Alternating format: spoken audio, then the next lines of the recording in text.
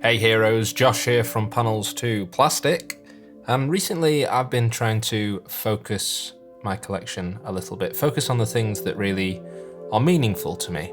And one of the things I want to get going is a Incredible Hulk dedicated shelf. So I've been trying to pick up some of my favorite figures, and what we have here today is, I would argue, one of, if not the most iconic Incredible Hulk figure. The only thing I could think of that would compete with that is maybe the Mego Hulk from 1978, but this is up there for me. This is the 1990 Crushing Arm Incredible Hulk from Toy Biz, from their Marvel Superheroes line. And just aesthetically, this is very close to my mind's eye image of the Incredible Hulk, especially from kind of 80s and before comics. You know, there's a little bit of Sal Buscema in there, there's a little bit of Herb Trimpe in that face there. And aesthetically, I am just a huge fan of this figure. So let's take a bit of a more in-depth look at it. So the figure stands at about 126 centimeters to the top of his head. So that's just under 5 inches. And looking at that face, there is a real sadness to it. There's a bit of a grimace going on there. And for me, that maybe represents the pathos of the Incredible Hulk character. You know, he's not always angry. He's sometimes sulking in the corner, as he classically did in, you know, those old comics. There's lots of fun, memeable panels of the Hulk kind of crying off in the corner. He's got that lovely green hair and eyebrows rather than, I feel like modern figures tend to give the Hulk black hair.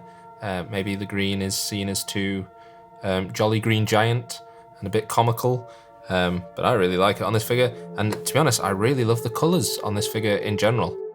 One of the things I love about old Toy Biz Marvel figures is that kind of glossy plastic, that real like candy shell colours to everything. I just look at these figures and think they look so delicious. I mean, look at this guy and tell me that he doesn't look like if you licked him, he would taste of sour apple. This is a sour apple flavored toy, if ever I saw one. Now, in terms of articulation, there isn't much to write home about. This is early Toy Biz after all. He's got, you know, one rotation point at the neck. He's got hips and knees, nothing at the waist. His legs are kind of almost, you know, stuck together. They don't move past each other very well. And then he technically has articulation points at the shoulders, although as I'll show you in a second, that's really more of a action feature rather than anything posable. So in total, what's that? 1, 2, 3, 4, 5, 6, 7 points of articulation. All right, so let's talk about that action feature. And as you can see, he's holding this, I don't know if it's an iron bar or a steel pipe or something.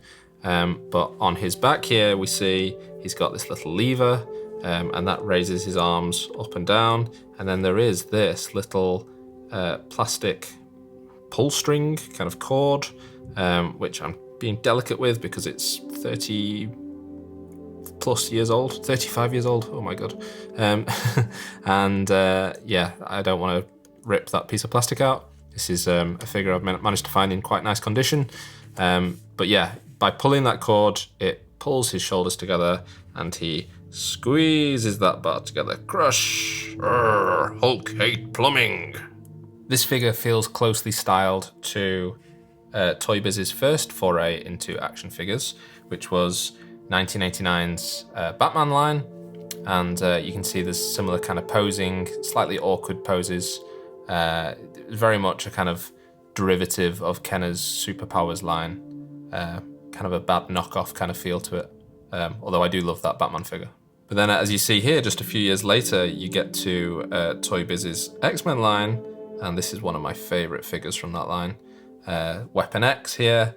And you can see that just the proportions have got better. The posing's got better. The anatomy. They look like proper comic book superheroes.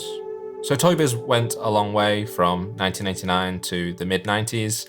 And the Hulk was a valuable part of that journey. And just for fun, here's the 1990 Toy Biz Hulk next to the 2022 or 21, I think it was, Marvel Select Immortal Hulk. And, it's not fair to compare these two. I don't want to say that one's better than the other. Sometimes I see people do these kind of comparisons and say, look how far we've come. But honestly, it's apples and oranges. These are two completely different styles of action figures, different approaches, different technology, different price points, and crucially, different target audiences. That Toy Biz figure was for kids. So as much as I love that Marvel Select Hulk, my inner child loves that Toy Biz Hulk, and if I could only keep one, it's always going to be the vintage. So thank you for watching this video. Subscribe to Panels to Plastic for more of my toy musings. Subscribe to my main channel, Panels to Pixels, for videos about all kinds of old superhero junk, and I'll see you in the next one.